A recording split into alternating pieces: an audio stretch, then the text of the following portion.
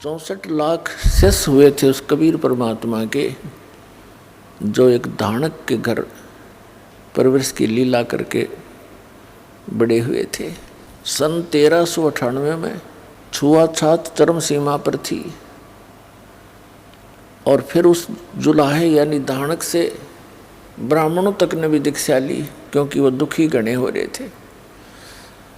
उनकी दुर्गति हुई पड़ी थी, कहीं से कोई सहारा नहीं मिल रहा था।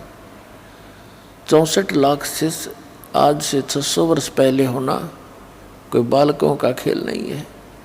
जन साधारण नहीं कर सकता इस काम को, लेकिन हम भगवान की महिमा से अपरिचित होने के कारण परमात्मा को पहचान नहीं सके। उस समय भारतवर्ष की कुल आबादी मुश्किल से 4 करोड़ होगी। कौन से भारत की? अफगानिस्तान, बलूचिस्तान, पूर्वी और पश्चिमी पाकिस्तान, इराक, ईरान, गजनीव तक ये भारतवर्ष ही था। उस समय 4 करोड़ आबादी मुश्किल से होगी और उस 4 करोड़ आबादी में से परमात्मा के 64 लाख शिष्य थे। ना कोई मीडिया था।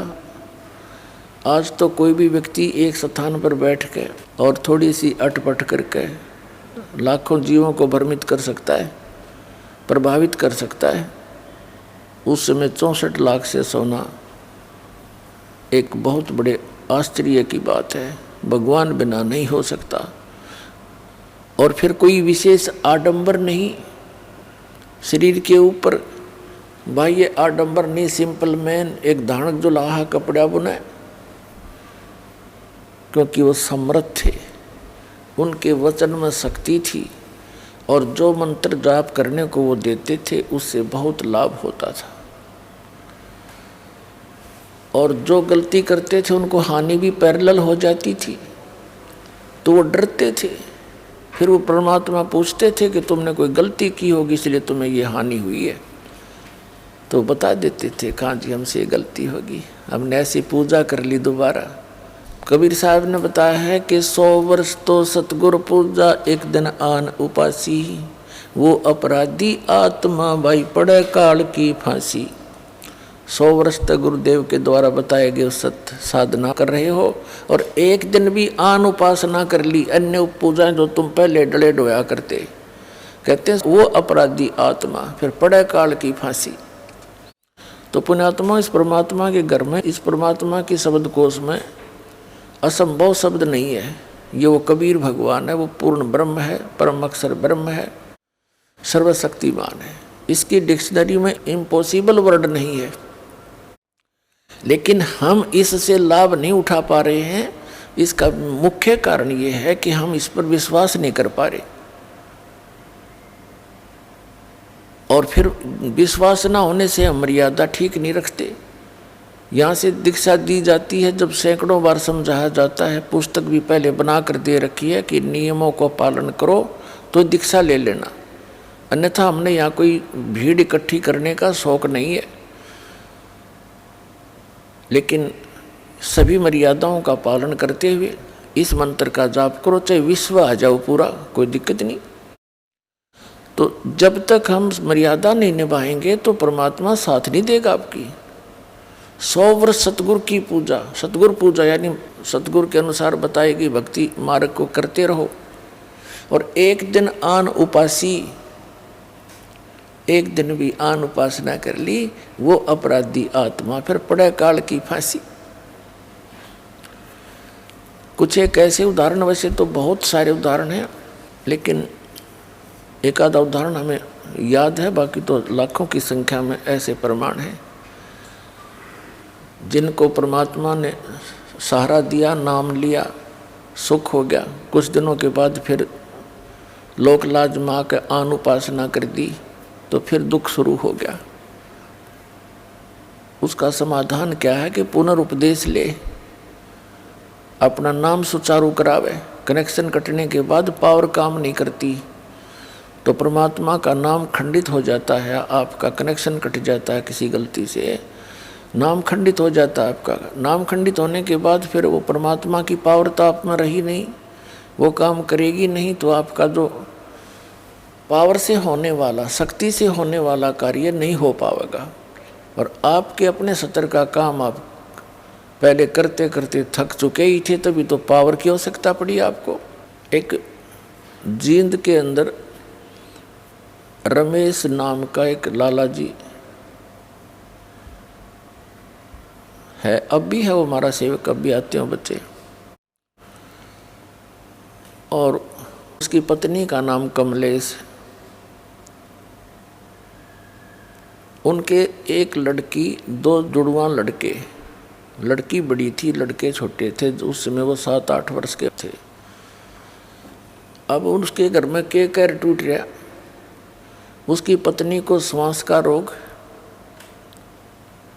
लड़की को दौरे पड़े, और दोनों लड़के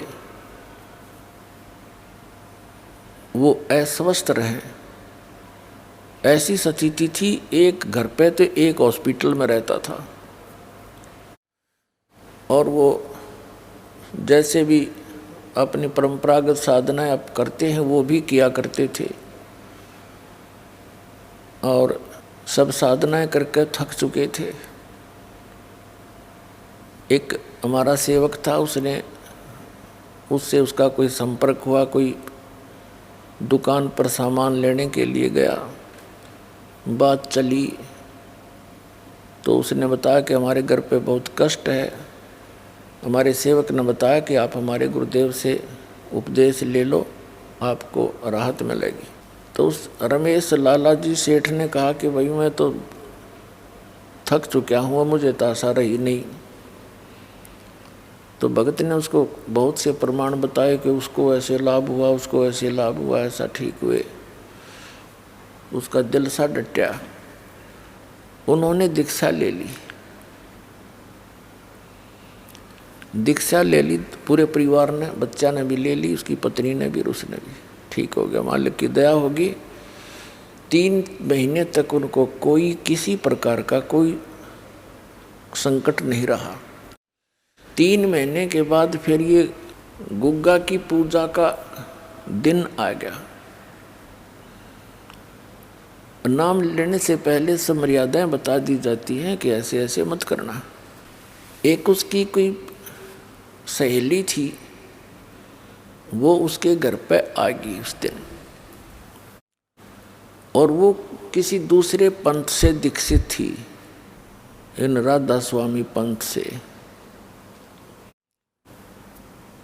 उसने आके कहा कि कमलेश, आज तो या नवमी है गुग्गा वाली, तेने गुग्गा जी की पूजा नहीं करी आज। पहले वो सामूहिक करा करते थे। वो कहने लगी ना, हम पूजा नहीं कर सकते क्योंकि हमने गुरु बना लिया। तो उसकी सहेली कहने लगी कि हमने भी बना रखा गुरु तय, पर ये पूजा नहीं छोड़नी चाहिए, इससे हानि बहुत हो जाती है। उसने 2-3 उदाहरण दे दिए। उस हमारे एक रिश्तेदार ने ये पूजा छोड़ दी थी, उसकी भैंस मर गई, उसने ऐसे कर दिया था, उसको ये नुकसान हो गया है, वैसी डरा दी।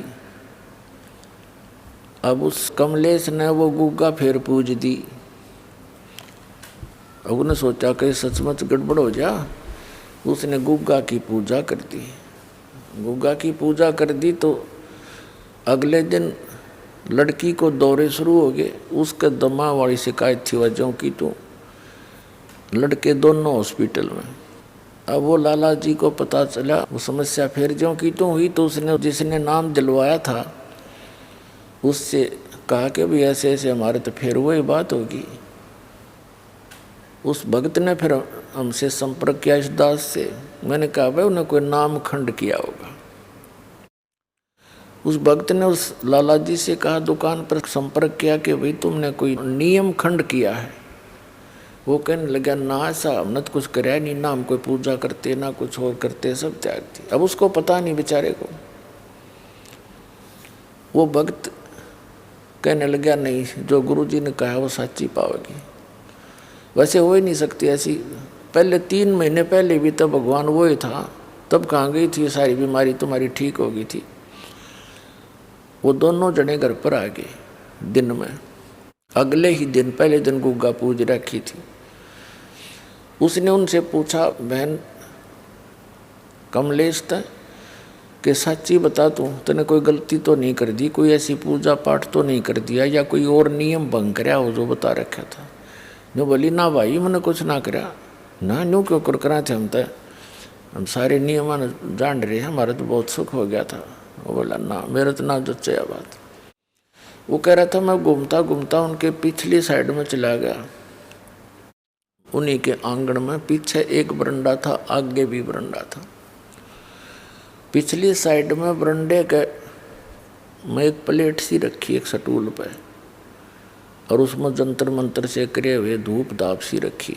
तो मैंने उससे पूछा कि ये क्या कर रखा है तुमने? वो कह रहा था कि मैंने उनसे पूछा ये क्या कर रखा है? वह बोली, भाई या तो उसने कहा तने ये गुग्गा पूजी होगी, कल तो थी वह 8 में। तो वह घबरा सी गई, बोला सच्ची बता दे, झूठ बोलने बात नहीं बड़ा नाती, तो ये फेर हो गया दुख तुम्हारे सारे परिवार में, क्या हाल कर लिया तुमने? तो वो कहने लगी, भाई मैंने गुग्गा की पूजा कर दी काले, और ऐसे ऐसे मेरी सहेली पुरानी थी, उसने आके बताया काम भी तो करे हैं और पूजा नहीं छोड़ा करते। तो भगत कहने लगा, ये मुश्किल तो गुग्गा काटी थी गुरुजी ने, यहाँ तने गुग्गा फिर बुला ली, अब पूज ले इस गुग्गा ने, तुम मरे बाढ़ में जा। फिर रमेश भगत कहने लगा, अब क्या होगा? फिर मैंने उनसे कहा था कोई नियम खंड कर रखा है, उपदेश दोबारा ले। दोबारा उपदेश लिया उन्होंने। आज उन बातों ने 15 साल हो गए, उनका काटा भी नहीं लग गया। पुण्यात्माओं, विश्वास करो इस परम पिता के ऊपर। अब भी आते हैं, वो आए भी हुए होंगे आज। कहने का भाव ये है कि कबीर परमात्मा कहते हैं, जब लग हंसा हमारी आना, और काल लगे नहीं तेरा बाणा। जब तक ये पुण्यात्मा मेरी मर्यादा में रहेगा, काल तेरा अटैक नहीं हो सकता उस घर पे। हम जानबूझ के लोक लाज में आके या अपनी अज्ञानता से घबरा के भगवान से दूर हो जाते हैं, फिर तो काल तैयार बैठा है। ये तो कष्ट ही दे सकता, सुख तो दे ही नहीं सकता। अब किक्कर के पेड़ पे, बबुल के पेड़ पे कोई आम खोजने लगे तो कितना मूर्ख होगा वो। आम तो आम पर ही मिलेंगे, आम के पेड़ पर ही मिलेगा आम का फल। तो कबीर परमात्मा आम का पेड़ है, ये काल भगवान बबूल का पेड़ है, इसमें कांटों के अतिरिक्त कुछ नहीं मिला आपने। तो कहने का भाव ये पुण्यात्माओं, 100 वर्ष सतगुरु की पूजा, एक दिन आन उपासी, और वो अपराधी आत्मा फिर पड़े काल की फांसी। तो ये दृढ़ता के साथ इस नियमों का पालन करते हुए इस परमात्मा की शरण में रहो। समर्थ का शरणागहो रंग होरी हो, कदे न हो ए काज राम रंग होरी हो।